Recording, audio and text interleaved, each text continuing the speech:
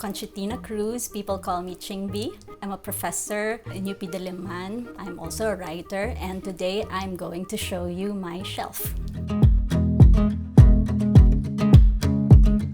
I'm not sure which came first, the fact that I enjoy being alone or that I enjoy reading books, but I think they have something to do with each other. I've always been a solitary person, and reading books made being alone so much more pleasurable and preferable even. I think the thing with reading is you're where you are and then you're also elsewhere, which I think is a joy to experience. You're on your own, but you're also actively surrounded by so many others. And I think reading makes life for me very rich. It's a way for me to think about things. It's a way for me to learn. It's a way for me to explore and experience things. And I also really like books as objects. The experience of holding a book or looking at a book is also quite special to me. I read all sorts of things because I teach, so I'm always reading for my classes. I'm teaching a nonfiction class, and these are things that I will teach in that class. So this is Days of Disquiet, Nights of Rage by Jose F. Lacaba. It's about his coverage of the first quarter storm, a compilation of essays from 1970 and thereabouts. No? And then I'm also going to teach some pieces from this book called Lansangan, Mga Kwentong Kalsada, no, ni Pia Constantino. Photographs, drawings, and text. A particular point of view, no, from the point of view of the author who's going around different places. As a way to show also that when you do nonfiction, no, it's not just pure text. You can also do visuals, in this case, drawings and photographs. Okay, I'm also reading now Mga Munting Babae, which is a translation of Little Women. Little Women is one of my favorite books from childhood. I read it in grade school, but I read a library copy. Eventually got a copy when I was 14 in high school. But now I'm reading the translation, not to Filipino.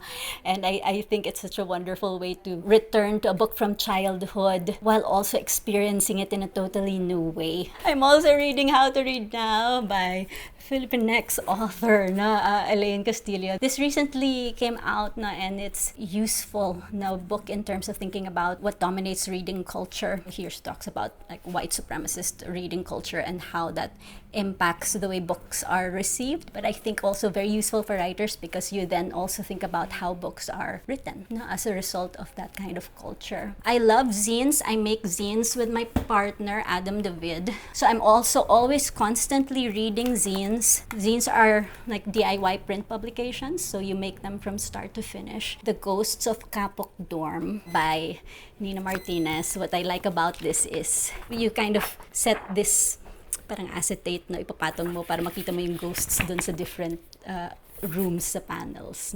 The great thing about zines as objects is you can really just make things up and play with the form. This is by Gantala Press, a small feminist press here in the Philippines. Lutong gipit mga recipe sa panahon ng krisis. And this came out earlier during the pandemic. Tungkol naman sa mga kababaihang magbubukid at syempre yung trabaho ng pagpo-provide ng makakain sa araw-araw. At nung panahon ng pandemya, paraan itong librong ito para mabigyan ng atensyon din yung problema sa ayuda, yung militarisasyon sa kanayunan, at yung laban para sa genuine agrarian reform. So this was put together by Gantala Press with Rural Women Advocates, which I am part of, and also the Amihan National Federation of Peasant Women. I have a very deep appreciation of zines because they can be put together by anyone, and they also can respond to issues quickly. Reading is so much fun, and fun can mean a broad range of things. It can be like haha fun, it makes you laugh. It can be that feeling of company when you're alone, which I very much enjoy. It can mean learning a new thing or being brought to a place and time that you're not familiar with or you can never access because it's in the past, or even if it's a fantasy or a total invention. I also think language in itself is fun. A language is in itself is so interesting, and to see different writers use language in different ways is also a source of pleasure. When I think of the phrase, life is unfair, it makes me think of like teenage angst.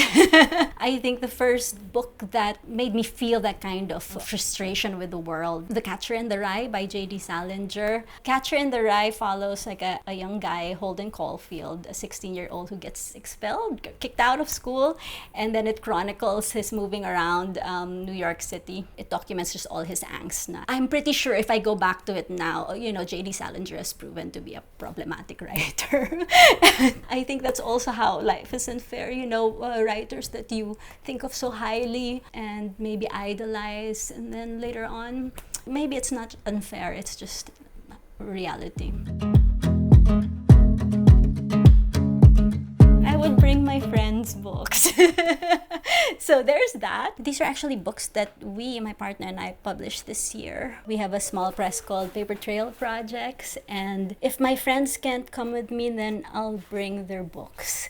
That would be a good stand-in for their presence. Mabi David, this is a poetry book. You Are Here. Fake Hura, another poetry book. Punan. Glenn Diaz, When the World Ended, I Was Thinking About the Forest. And my partner, Adam David, The El Bimbo Variations. So they're great books, but also they're great people. So I want them to keep me company. I would bring something really fun to read to make me not worried about being stuck on an island. This is Take Care of Yourself by Sophie Calle. She gets broken up with by letter, by email pa nga ata, para ganun.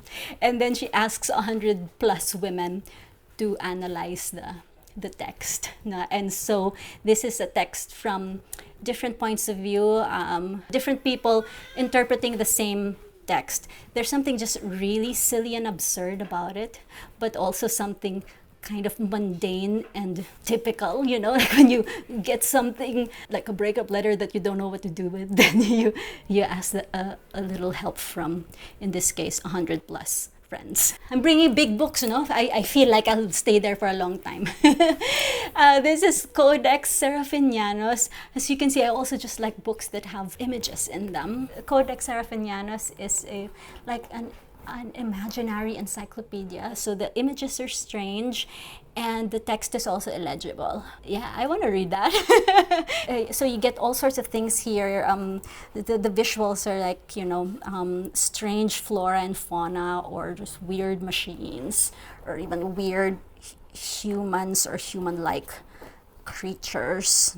I think this is so beautiful. I think there's something exciting about it being illegible. This is an anthology called Muog, ang naratibo ng kanayunan sa matagalang digmang bayan sa Pilipinas. I first went to it because I was interested in publications underground during martial law. During a time of censorship, then where is production? Of course, there will always be production, and some of the underground production is featured here. So I would bring this because I would want to read some more. I'm always wanting to learn about the continuing struggle that we have in this country, and I think this is very informative for that.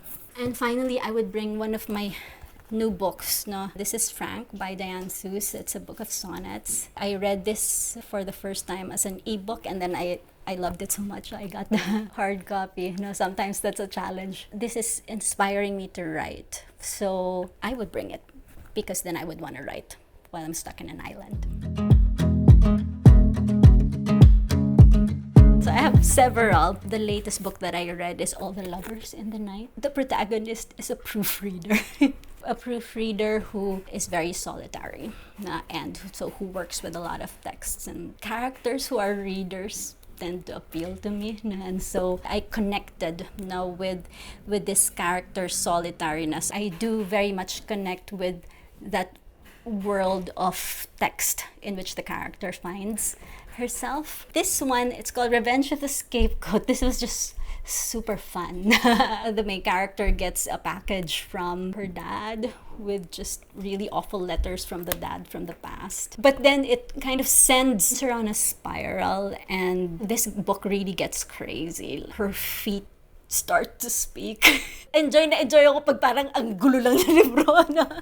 And in this case, I just also, I love reading women. I love reading about women characters. And in this case, a woman character that kind of deals with kind of traumatic experiences with so much humor, but very complex emotion. So I connected with this.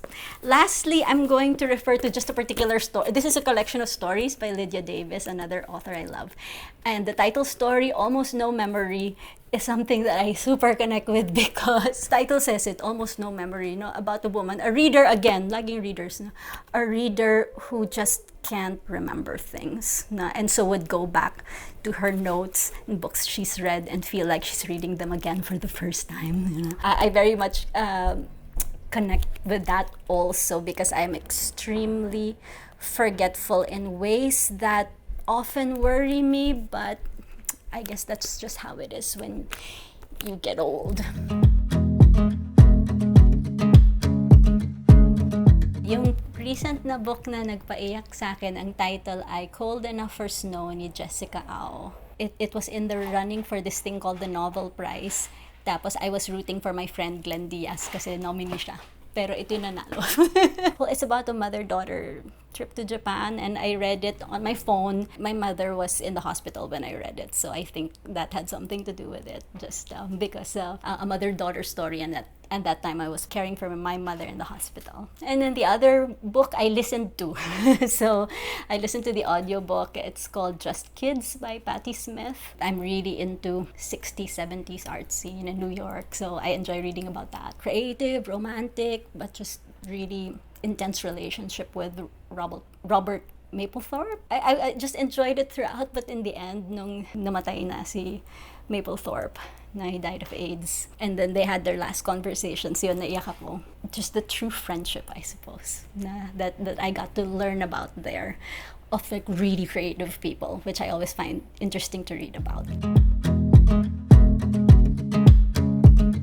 One of my favorite authors is Edward Gorey, and he's just a really interesting author, illustrator. Well, he's a lover of cats, and I love cats, so he has a lot of cat books. One of my favorites of Edward Gorey is called The Doubtful Guest, and it's about this mysterious creature who just comes around and then stays forever.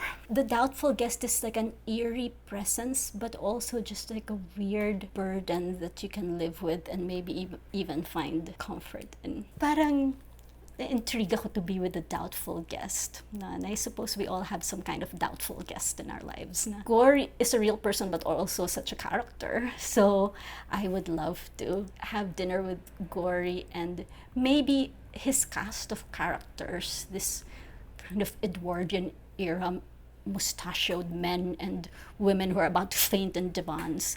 I don't think anyone will talk to me, so that's good. Like, I would just observe them. The oldest book would be a dictionary from when I was 14, that I have here. Longest time with me, I suppose, if you're to take oldest as that. But oldest in terms of publication, third printing na to ay 1970, but this came out in the 50s. The Letters of Emily Dickinson. So my favorite, one of my favorite poets. And so this is a 3-volume collection of her letters, which I found decades ago in a second-hand bookstore in Washington, D.C. Biography of Imelda Marcos by Kirima Polotan. Well, I think this is 69 lumabas. And then I have these epics by, one is Ferdinand Marcos, an epic, Guillermo C. de Vega. This came out 1974. And then followed by an Imelda book naman, epic by Hufana, 1975. So martial law production. I'm really interested in learning about, especially now that we're under another Marcos. We know that the Marcoses used culture to fortify the regime, to justify dictatorship, to glorify the family. And so cultural makers, writers, intellectuals, artists became complicit in that. I have these books as examples of how, we have the literature of resistance, for instance, with Kirima Tariman that I mentioned. And then we have the literature of complicity, in support of the dictatorship. They're a way to think about how culture can be co-opted and can be used not to support regimes that are very violent. Yeah, so this just arrived. It's called The Pocket, A Hidden History of Women's Lives. It looks into British women from the 17th to the 19th centuries using these tie-on pockets. I just thought that the premise was really interesting, to kind of track a history of women's lives, domestic life, labor, consumption, things like that, through a little thing, like a tie-on pocket and what they put into it. Harsh ang tanong na yan, kasi naranasan ko na yan. A few years ago, our faculty center in UP burned down, and we have our offices there, which meant for a lot of us, we had our libraries there. So I lost quite a number of books. When I go back to that experience, I would definitely have wanted to save. I was not able to save anything, no. But I would have wanted to save one of my William Blake books, or maybe two of my William Blake books. I love the poet William Blake, the romantic poet Blake, and visionary poet, who also did ecstatic visionary illustrations. There was a particular book, Blake's Poetical Works, that my partner fixed for me because it was damaged. So I'm attached to it. But also, in terms of books that I have with me, the collected stories of Lydia Davis, because it's inscribed. So there's that. Lydia Davis is one of my favorite authors and also was a professor of mine. Yeah, so quite instrumental in my own education in writing. The other book I would save actually is This Is Beyond Extensions by Edith Tiempo, who's also one of my first teachers in poetry. And it's inscribed. The inscription is really special to me because I was just learning to be a poet. I always have a hard time answering mga ganitong questions kasi pakiramdam ko depende rin sa mambabasa kung ano yung talagang mag-matter sa kanya. So yun yung caveat ko for saying na ito kasi yung mga nag-matter sa akin. The general idea is you need to find books that matter to you and that speak to your interests and that help you think more critically and more sensitively about the world. My first book to show is The Complete Poems of Emily Dickinson. I write poetry. That's primarily what I write. Emily Dickinson was one of the first poets I got to know. Continues to be interesting to me, even if I've read the poems many times. I think that's generally something that poetry can give you. This is the Pillow Book of Sei Shonagon. Sei Shonagon is from late 10th, early 11th century Japan. The contents are over 1,000 years old at this point. This book has a lot of lists. I really enjoy reading lists. It's observations of a lady in waiting, in the emperor's court. She used the list form to make observations about her environment, about the people around her, and so the language, granted it's in translation, is just very. I thought the lists were just really full of astute observations and just striking imagery. She has lists like things that make the heart beat faster, things that have lost their power, or things that give an unclean feeling. Very interesting. And they take you back to her time and place. Sa aking henerasyon. Kirima Lorena Tariman. It's a collection of the poems from youth. Kirima died in a clash with the military in 2021. Kirima is an activist, a revolutionary poet, and this book collects her life's work. It even includes translations of works by fellow revolutionaries. I recommend reading this because it really brings you very close to the architecture of thinking of a woman activist revolutionary. One of my favorite poets is Anne Boyer, and this is a book called Garments Against Women. I very much love poets who do essays. I'll read anything Anne Boyer writes. So, but this is the first book of hers that I read. Finally, I'll recommend The Jakarta Method by Vincent Bevins. These are pandemic reads for me. No? So Bevins is a journalist. It looks into the 1960s like anti-communist purge in Indonesia by the US-backed regime of Suharto. And then it connects that to this global campaign to like exterminate communist movements. And I think it's so relevant. The Philippines is mentioned here and there. I think it's just important to read history and then to read our history in relation to other histories in light also of historical revisionism, the red tagging and harassment and murder of activists and progressives. It's important to read books that give us some context about why things are happening here and elsewhere and how they're connected. Minsan iniisip ko, parang hindi siya desisyon. Nangyari na lang, no? I've always loved to write. I think I was just really drawn to the musicality of poetry, how it can be brief and yet you can read it again and again and not feel like you're reading the same thing again and again. It made me very conscious of how language works, as opposed to other arts where I enjoyed appreciating it, but there was something about poetry that made me want to make it, from appreciating to making. I think writing in itself is such a meaningful experience for me, and then I can only hope that what I write is also meaningful. Poetry is a form of intimacy, kind of being connected or close to another, and that's also something I love about reading, that you feel connected. And I think poetry in particular can offer that kind of intimacy and company. And so I hope that when readers read my work, it can provide that in some fashion. For writers, read. I think what you read will teach you how to do it. So that's the most important. For reading naman, I think read widely. Read with excitement.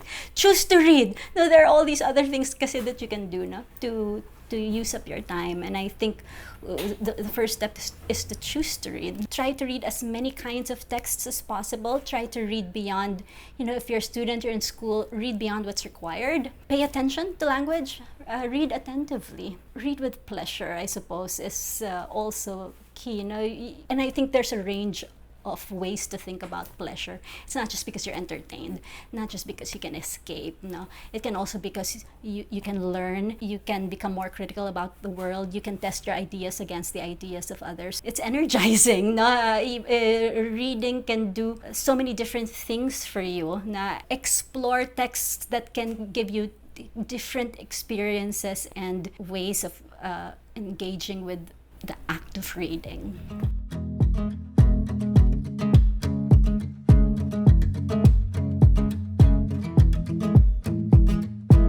Thank you for watching. I hope you enjoyed listening to me and looking at the books that I shared with you. I really enjoy talking about books, being around books, thinking about books, making books, and I hope that comes through and that becomes an invitation also to you to read and explore and share and make. I think there's so much of life is enriched by reading, and I would love for many of us to experience.